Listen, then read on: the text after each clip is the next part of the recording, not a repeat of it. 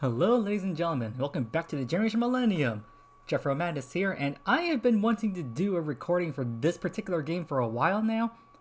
It's another, well, not an RPG per se, but it's definitely a game that I've been putting on hold, mostly due to the whole audio delay issue I've been having as of late, but I haven't been able to figure out.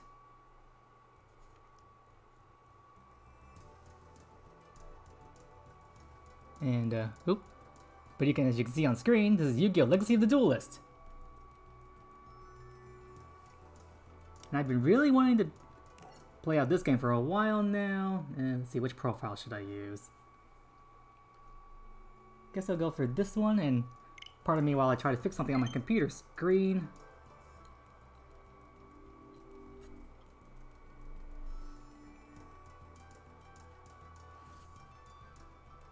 Give me a moment when I try to fix something on my computer.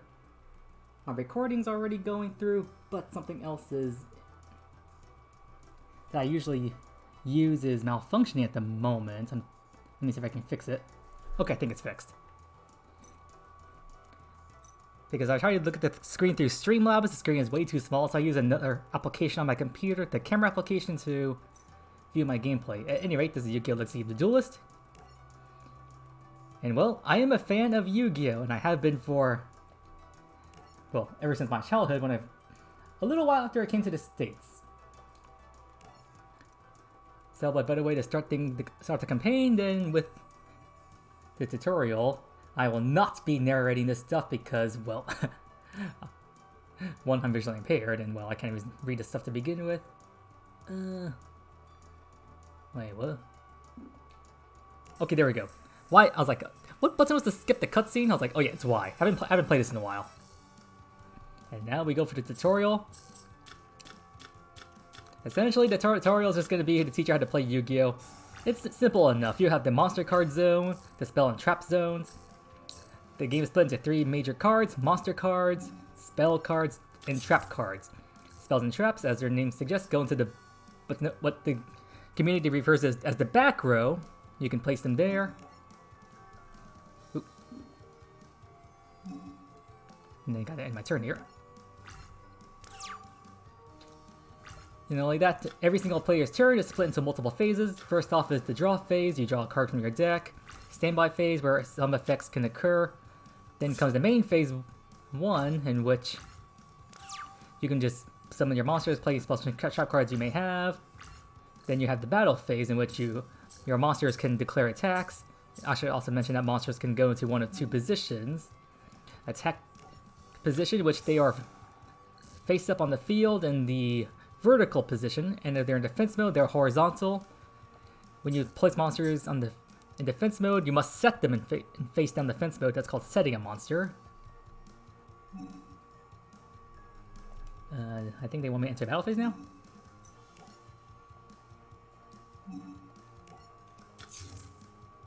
Oh, never mind. Maybe I should read the tutorial.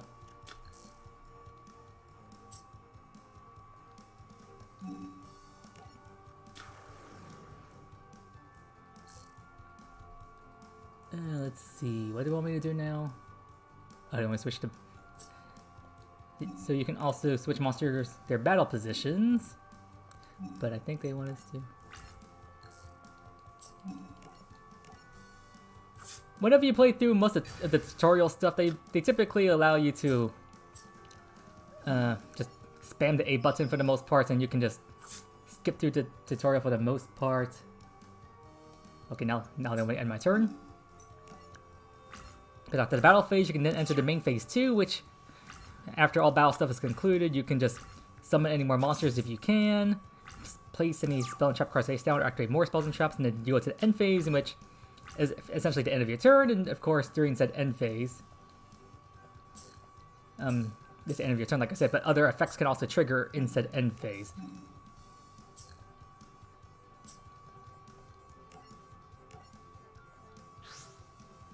And there's also tribute summoning, which you can sacrifice monsters you control in order to summon monsters from your hand.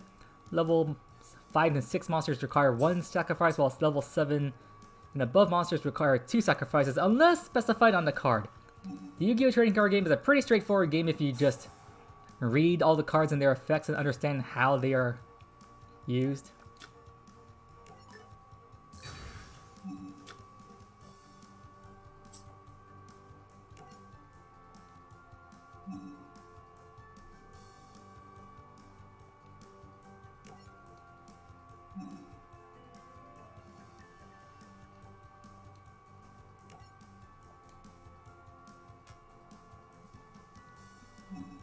What do we want to do here? I forgot.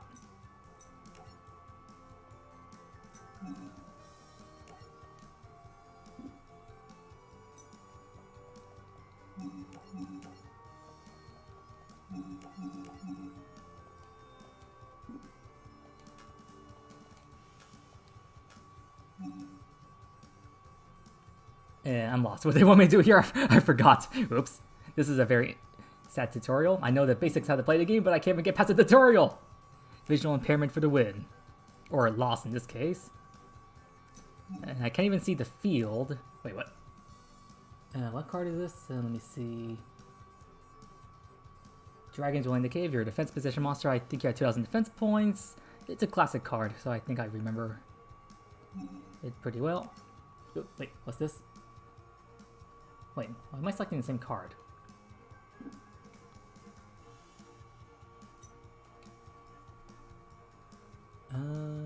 Ooh, Rush Recklessly. Wait, is this the card they want me to activate?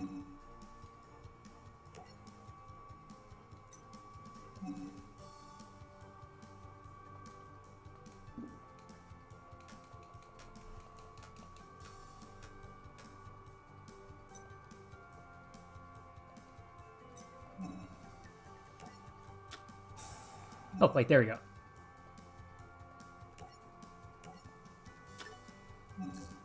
So anyways, I talked about the spell and trap card zones. The back row, the front 5, or rather the middle 5 zones are the monster card zones, where of course you place all your monsters.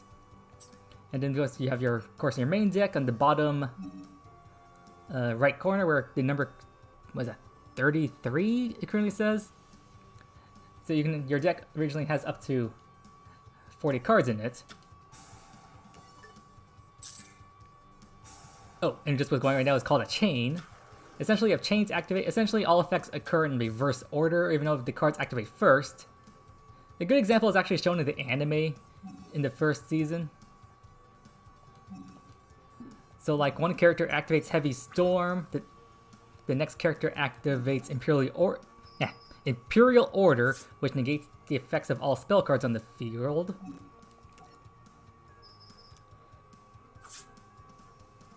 But then like the person who activates Imperial Order also chains a quick play spell card. Scapegoat. But since Scapegoat was activated last, its effect activates first, summoning 4 sheep tokens to the field.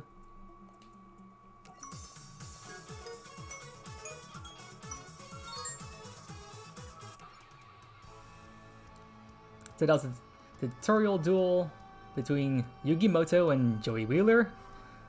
Or, as their Japanese games go, Moto Yugi and, what's his name? Katsuya Jonichiro?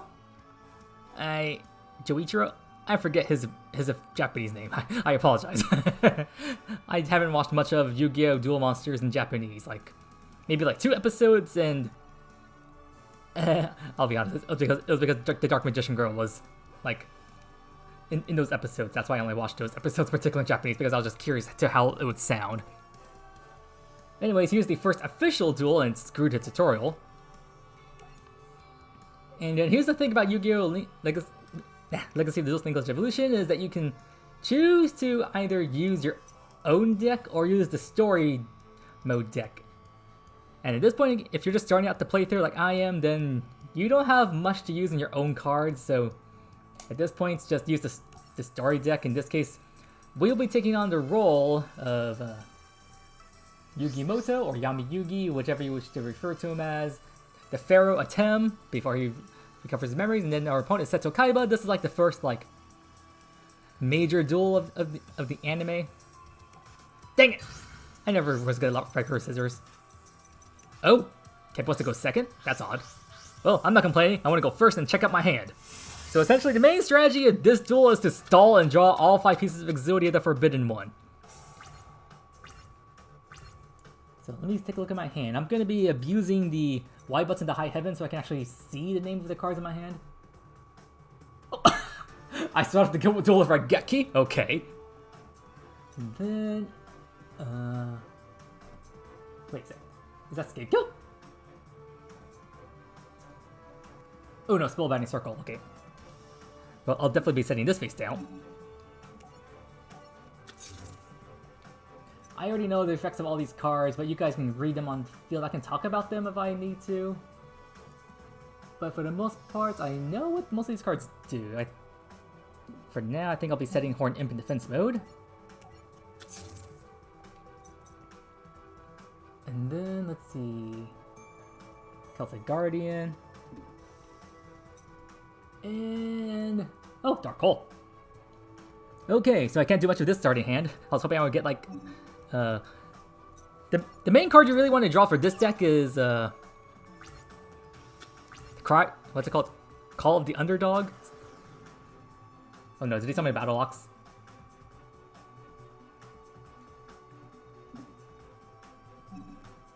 Nah, I won't activate Spellbinding Circle for this. Stop asking me, I'm not activating Spellbinding Circle. Stop asking me. Battle Step, Damage Step, and all that other crap. No, I'm not activating anything.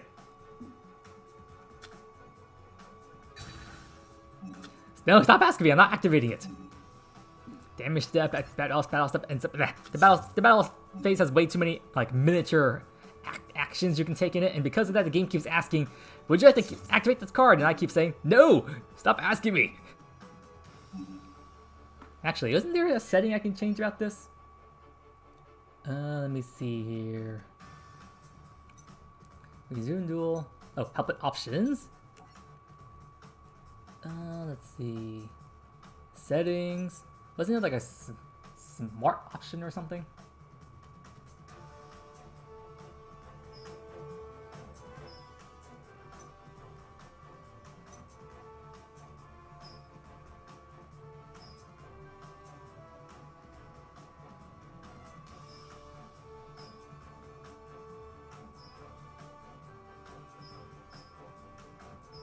I think it was simple I wanted to go to. So stop asking me! Stop asking me! Oh yeah, now I remember the name. It's called Heart of the Underdog.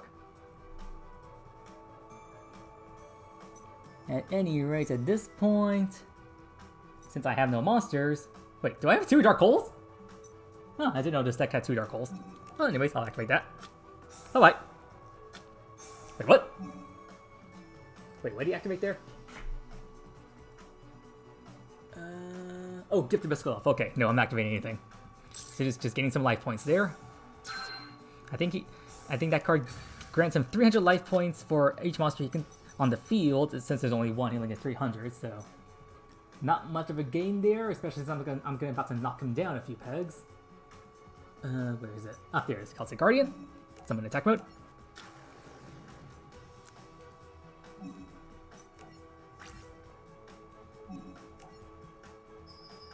So we gain 300, but he's about to lose. Wait.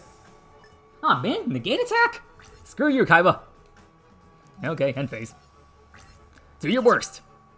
But this still's not off to a good start. I mean, I got good destruction, but I'm not getting any of the support I want.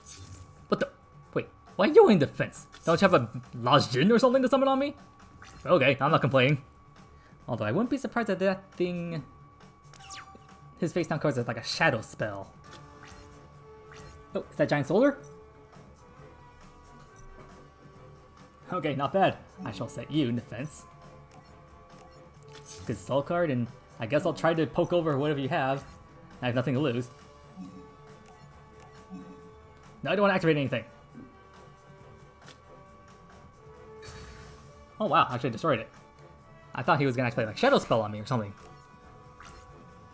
Oh, remember that negate attack. Wow. Okay, so this duel is currently going in my favor at the moment. Oh no. There is a Battle Locks I was worried about.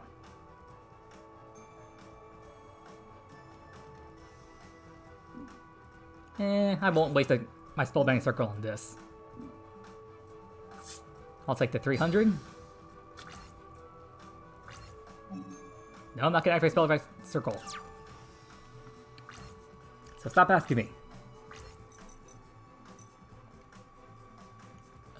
Wait. Oh, there it is! Haha, I just drew the head. Exodia Forbidden One! So essentially this card's effect is that once you have all the other 4 pieces of the Forbidden One in your hand, you automatically win the duel. But at this point in time, I don't have any of the other pieces because I'm not drawing the key cards I need.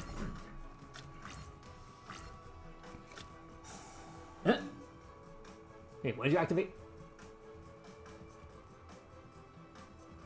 Wait, someone is... Wait, why do you have that card? Oh god, he's adding a blue eyes to his hand. Please don't activate ancient rules. Please don't activate ancient rules. Please don't activate ancient rules. What did I just say? God dang it! Screw you, Kaiba. And hey, special animation for blue eyes. Hello. Okay, I will be activating Spellbinding Circle now.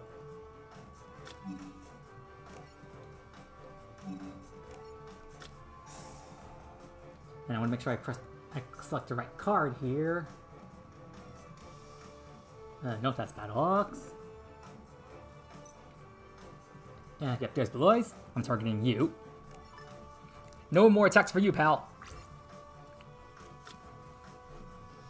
Haha, take your 300.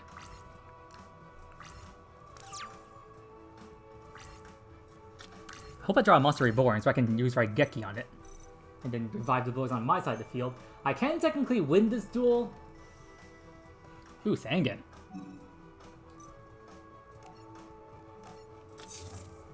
I can technically win this duel the old-fashioned way by reducing his life points down to 0, but the major way that the game wants you to win this duel is by using Exodia. Thank you. Sangan's effect is required. I must add a monster with 1500 or less attack from my deck to my hand. In this case, you want to use this effect. Actually, the smart thing to do is to grab another Sangan. I want to thin out my deck. So the chances of me drawing...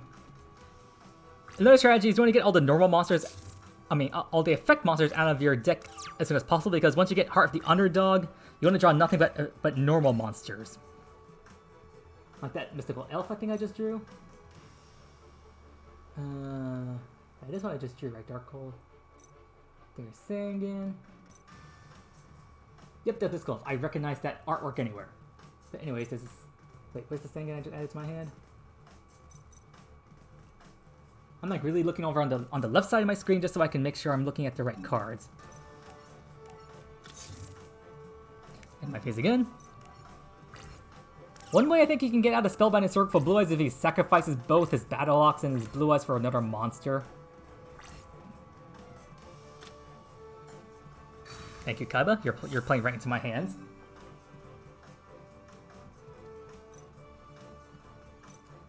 So this time... I'll add the Right Arm of the Forbidden One to my hand. I don't know if I have another Sangan, but at least I thinned out my deck a bit now. And trust me, every card helps. Whoa, whoa, whoa! Are you summoning another monster? Uh-oh, he might summon for another Blue Eyes. If I get it... I'm trying to start as much as I can for maybe another monster or so, but... Wait, did I just draw the left arm? Oh, look at me. 2 more pieces to go. I'm trying to stall as much as I can right now.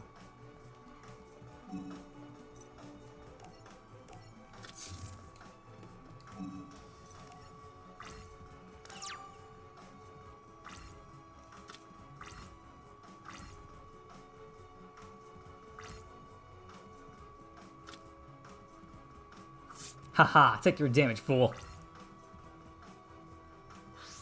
Oh no.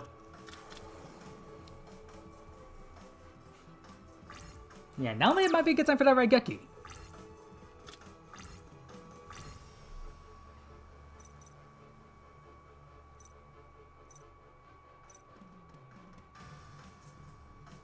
Oh hey, I have a high attack position power monster too, fool. Actually, before I try to play that Summon Skull, let me double confirm what cards Kaiba has on the field.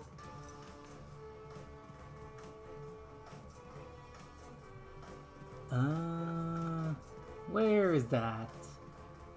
Oh god, it's so hard for me to read this, even on my big screen. Ugh, this resolution, well, not the resolution, but like the background contrast really does not agree with my eyes.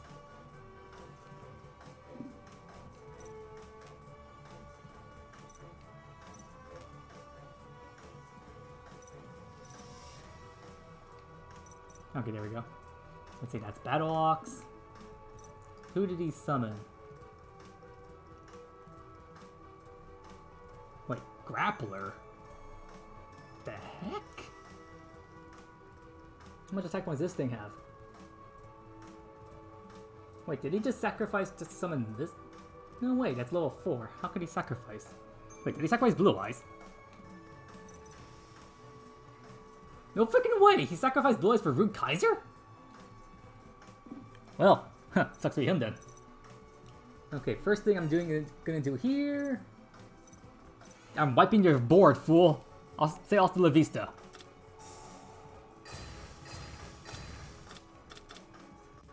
And then...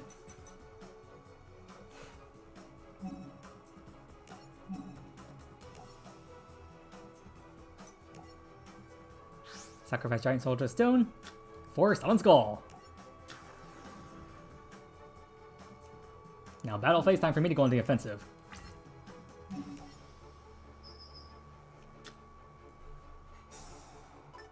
Ah! Wait, was it... what? Was that Shadow... is that Shadow Spell?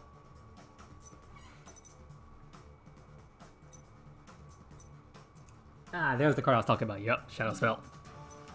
So weaken my... so not only can my Summon Skull no longer attack, but my attack points are reduced by 700, so now he's at 1800, which makes him easy prey for a lot of monsters. But at least now I'm forcing him on the defensive. That's good. Which buys me time to find what I'm looking for, although that's not it. Wait, who is this thing? Okay, it's been a long time since I played this game, and my eyesight has really gone downhill since last time I played this. Like, wow, I'm really having a hard time reading this stuff. Like, this duel should not take this long, but because of my vision, it takes a lot longer. It might be just play faster if I just look over here on this side. Wait, 1200 attack points only? That's it? I don't know why this isn't deck. I don't recall Yugi having this card originally.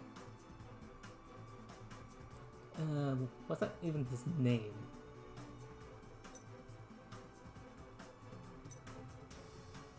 I got 3 pieces of Exodia, that's good so far, but...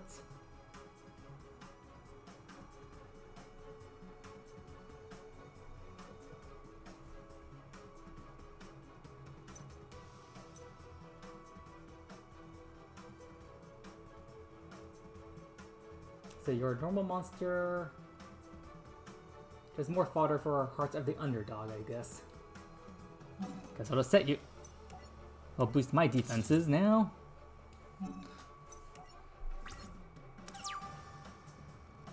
Plus, I just want to draw cards and make sure I have space in my hand to... well, just make sure I have space in my hand.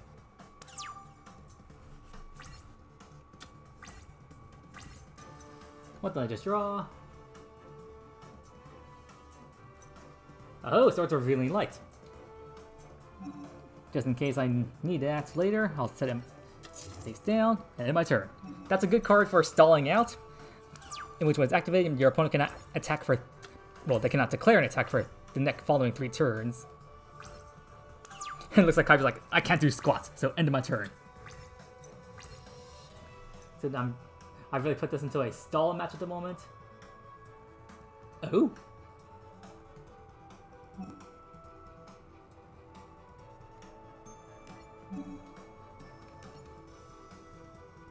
Can I sacrifice Summon Skull for this?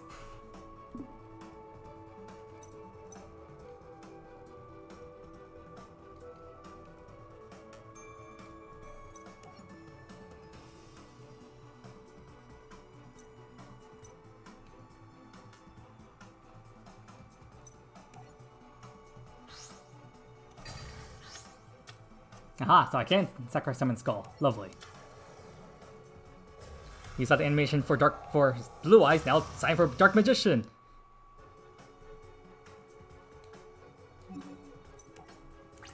Let's go, Dark Magic Attack!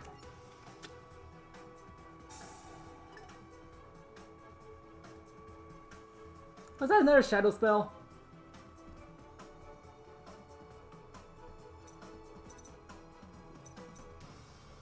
Yes, it was! Screw you, Kaiba! I'm trying to make an epic video here, and you're interrupting me with all your shadow spells. Oh well, at least I know you're on the ropes if I'm forced to use all these now.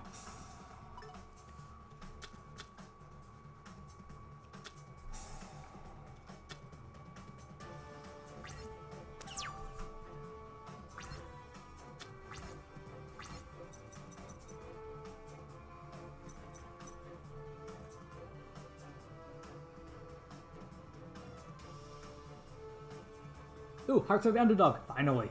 I've been waiting for this.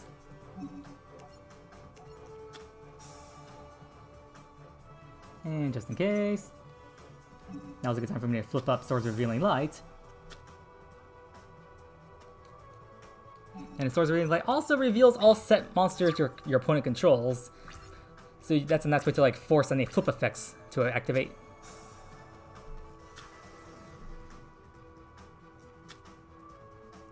Wait, what just happened there?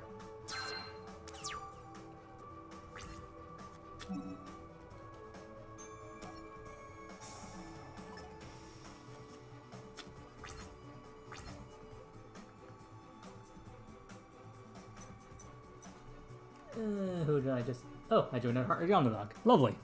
I'll activate that now. And yes, you can have two of these activate. So essentially what Heart of the Underdog does is that each time you draw a normal monster, you're allowed to draw another card. And the cycle just continues until you just, well, draw into either an effect monster or spell and trap card. So you can just keep drawing over and over again until you can essentially deck yourself out this way. It's a little dangerous, but at the same time, it's kind of necessary for some things. I'll just set a monster, and since I can't attack with anything, it's in my turn. I finally got my setup going. I'm already halfway through my deck too. Like look at Kaiba's deck. He's 21 cards in.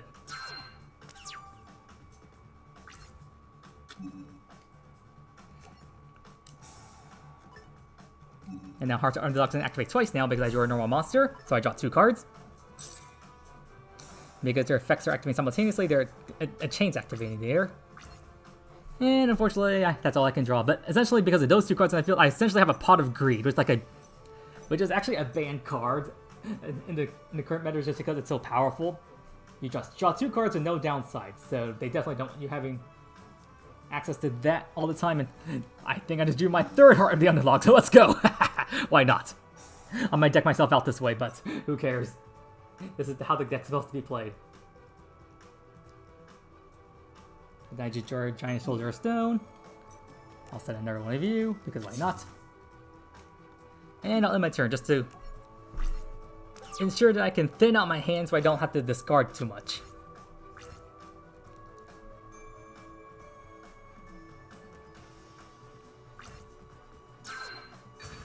Yeah, I spent 3 turns on swords, so it got destroyed.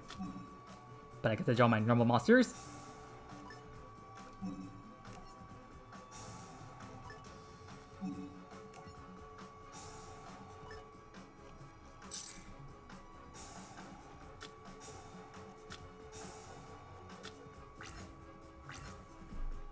So I essentially just went +3 there. And I still don't have the piece of Exodia I'm looking for. Dang it. Oh, but I drew Graceful Charity.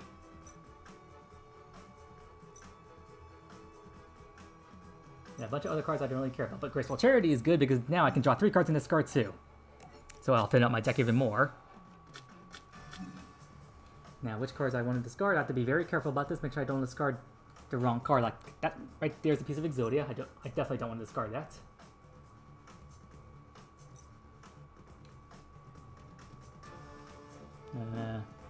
I don't think I care about Dark Hole at this point, so I'll discard that. And then there's a piece of Exodia. Ignore that one. Another piece. Ignore that one. Ooh, Gaia the Fierce Knight. Maybe I'll keep that one in my hand. Another piece of Exodia. Ignore. Silver Fang. I'll discard this one.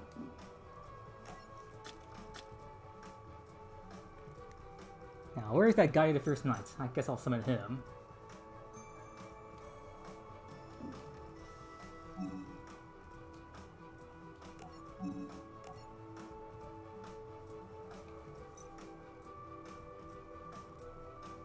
It's a shame, but I might have to sacrifice Dark Magician here.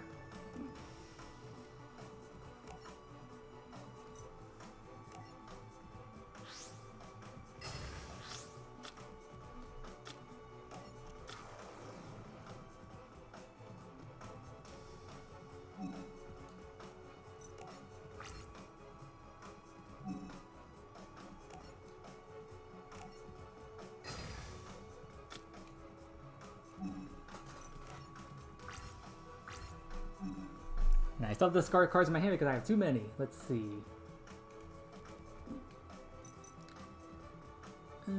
Yep, I'll discard Feather Imp. What? Still more? Dang it.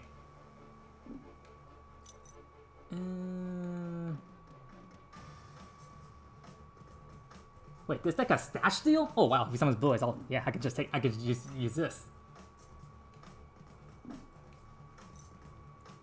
And I'll also get rid of, yeah, Winged Dragon, goodbye. Because you only have a limit of 6 cards in your hand. Look at my deck, I only have 10 cards left.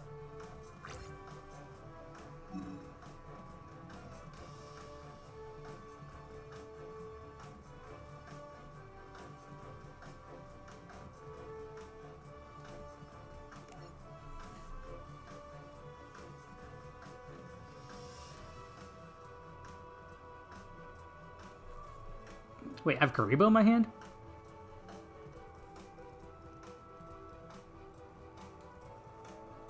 Nah, I won't activate Karibo.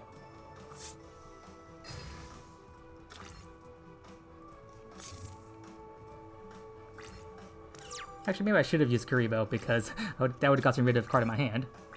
Dang it, Sangan! Actually... here's a strategy you can use.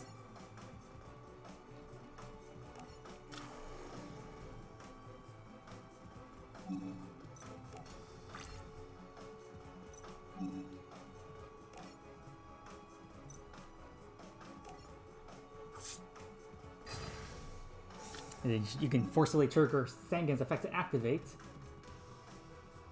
And then where is that last piece? Yep, there it is. Haha, screw you, Kaiba!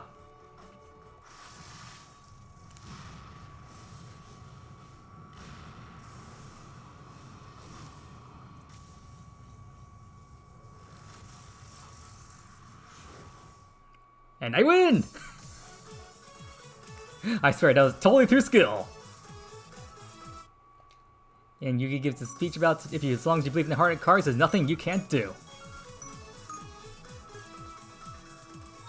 Look at all those prizes. Now the funny thing you can do with most of these duels is that you can use them to like pretty much farm for cards.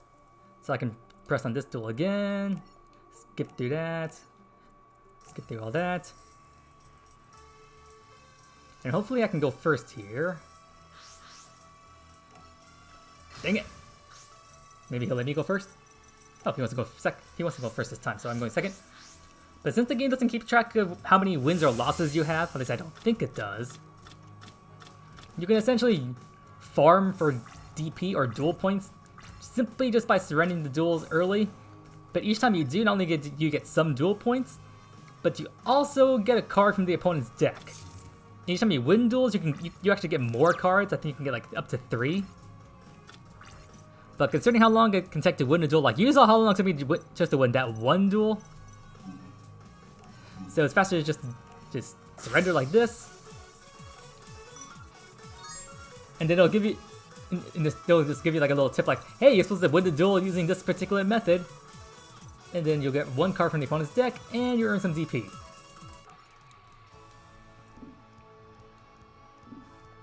And then you can use DP. Wait, did I unlock the card shop yet? Yes, I did. So throughout the course of the campaign mode, you can, as you play through the different story modes for Duel Monsters GX, 5Ds, Zexal, Arc 5, and Link Vrains. I don't think Yu-Gi-Oh! 7 cards have been added to this game, and I don't think it ever will. But as you play, you can unlock more booster packs, and of course by spending duel points. Wait, am I sure? Oh yeah. Yeah, why not?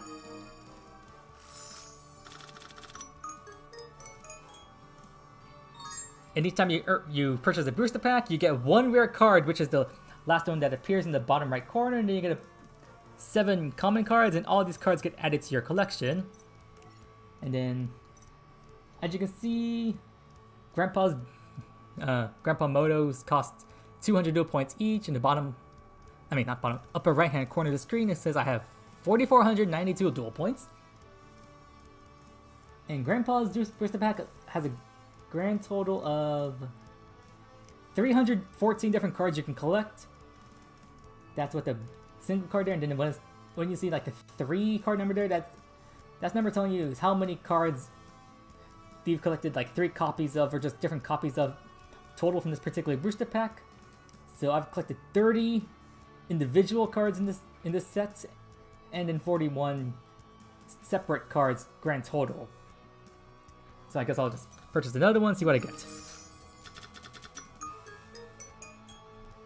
I forget there's a way to make that go by faster. Looks like the rare card this time is, ooh, Graceful Charity, not bad.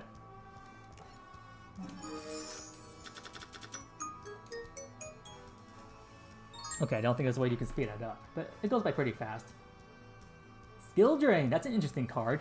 So a lot of, like some strategies play Skill Drains just to prevent your opponents from locking them out of like card effects, but that only works on the field, so if you can just activate effects in your hand, which a lot of decks can do these days. So that card is mostly for like old school strategies. The Shallow Grave is a decent-ish card. Unfortunately, it requires your opponent to also have a monster in the graveyard, so you can't just activate if your opponent's graveyard is empty, so you need to choose a monster in both players' graveyards that's set on the field, so it's an interesting card to have.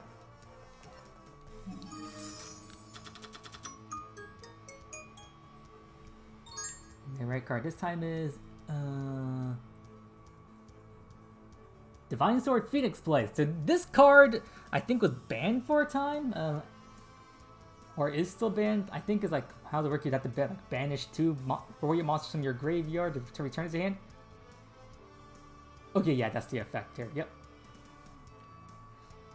So in warrior decks, this card was banned for a time because like you can like banish cards, return to your hand, like infinite resources. Like it's kind of like it was.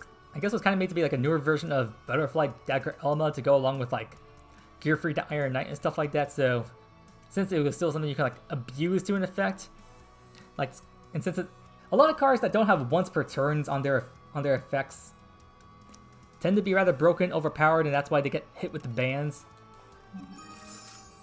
And there's even a difference between like cards you can activate once per turn and then a hard once per turn. Like the ones that can activate once per turn are called softs, and then the hard. If a card says like, for example, like you can only activate 1 Graceful Charity per turn, that's a hard once per turn. But if a card just simply says you can only activate this card to effect once per turn, that's only for like that one like monster card, for example. Like say for example the Slate Warrior here that you see. Let's say this had like a once per turn effect on it, for like it's like flip effect.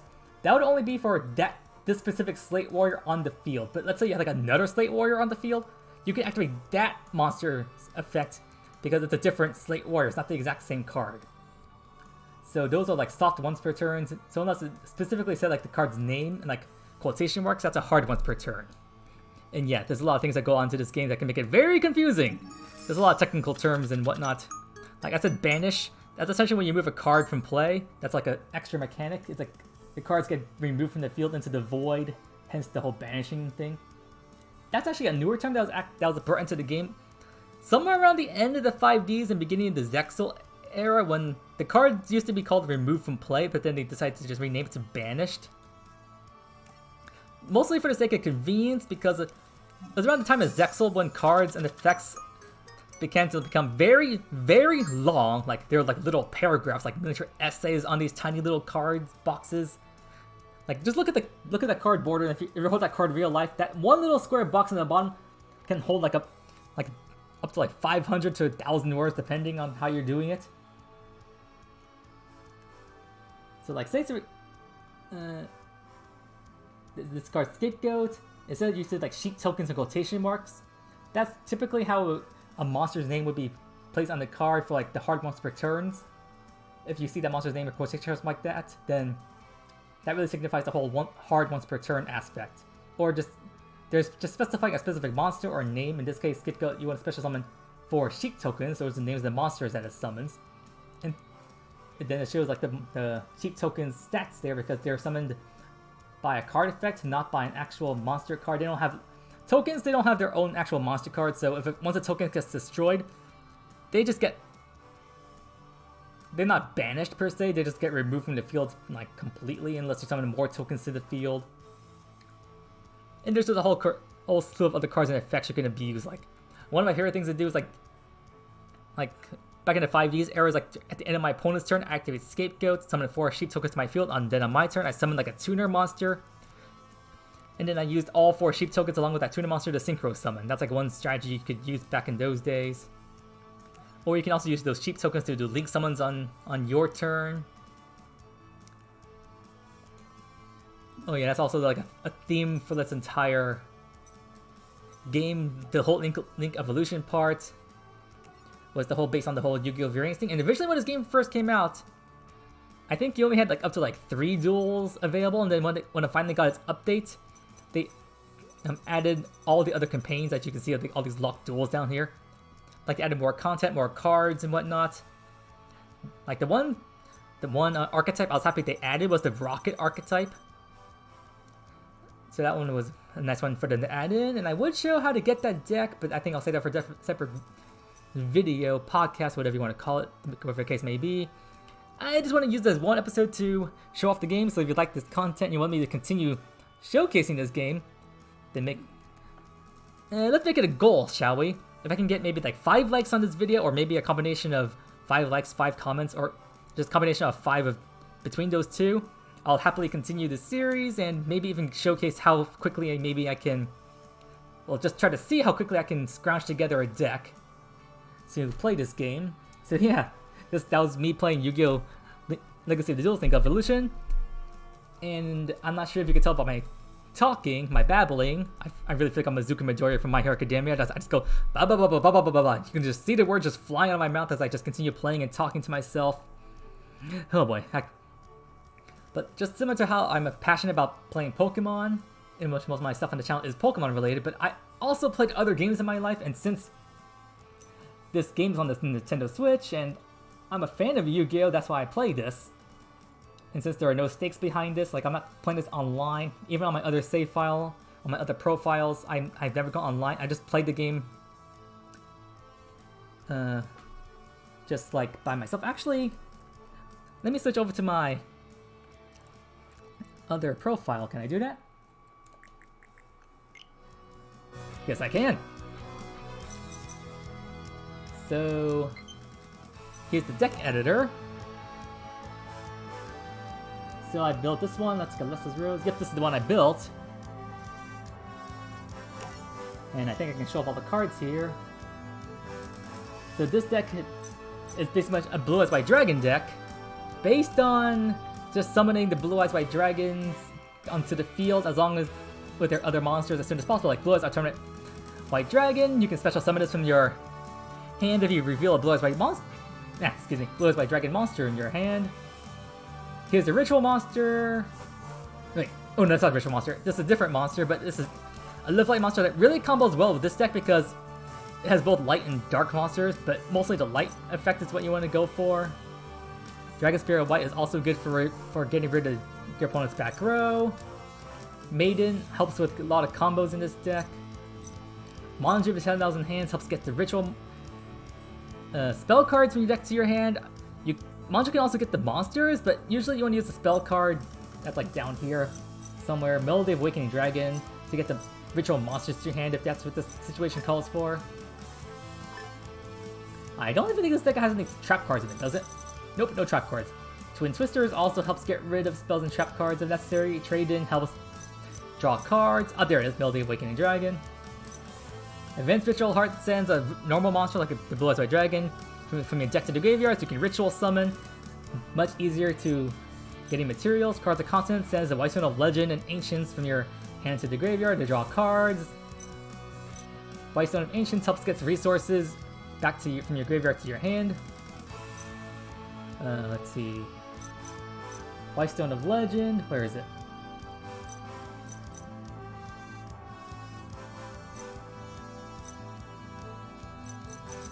Oh, I missed it.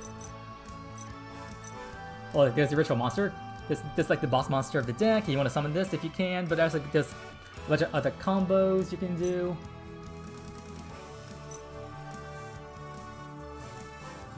Chaos Dragon. Oh, there's Whitestone Legend. Okay, yep.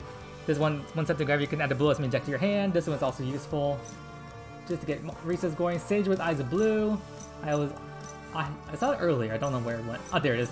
This card has multiple uses. You can summon it to the field to get resources from your deck to your hand. Either adding a tuner, or you can use it to activate its effect in the hand to special summon like Dragon Spirit of White from your deck. Has multiple utility uses.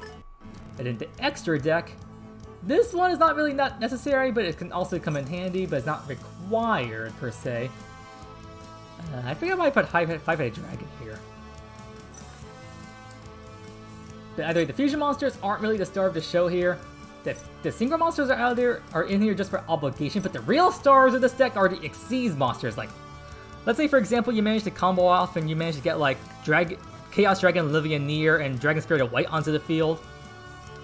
They're both level 8s, and because of their effects you can activate them, but then after you do so, because Dragon Livianeer's effect, both of them cannot attack, so they're essentially useless. However, you can then use them to Xyz summon into here. What's the name? Galaxy Eye Cypher Plate? Oh, not this one. Galaxy Eye Cypher Dragon. This one, this should be rank 8. You summon this one, but then he's just there on the field, so you can combo him into Galaxy Eye's full armor. Proton Dragon uses effect to destroy one of your opponent's cards, and you then rank up on top of him as well to go into Cypher Blade. Uses his effect to destroy another card your opponent controls. It's just a full forced way of just getting rid of your cards your opponent controls on your turn. This card is like major offense aggro, I think is what they call it. But if you're down to a board that maybe like you normal summon like Sage with Eyes of Blue and you can't do anything else with your board, you can then just link summon to Link Karibo just so you have like some form of defense on board. And if you want more Link plays, you can go for this guy. I think I had some of these Link monsters in during the time period in which, like back in Master Rules, what's it called, 4, when Xyz, Fusion, Synchro monsters, they had to be summoned to Link zones that Link monsters are pointing to, but then after the like update, you can now summon all 3 of them to your normal monster zones again like you normally could before the Link monsters were added in. So the Link monsters are kind of moot in this deck now, except for Link Karibo. But in case you also want to go for major destruction, I also put in Thunder and Dragon to this deck. So once per turn, so this is an example I was talking about, like a soft once per turn.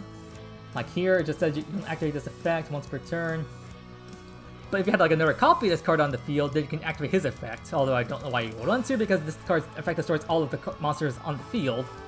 However, I guess this card, I mean not card, but this deck does have some form of defense in the form of the Return of the Dragon Lords. For this card protects your dragons from being destroyed by card effects if you banish them from your graveyard. So that's one thing you can do for defense, but it only prevents your dragons from being destroyed, not like being targeted or banished or stuff like that. So it's not total defense, but it still helps. So this is like one deck that I've built, and I guess if you guys leave enough likes, comments, on this video, I will consider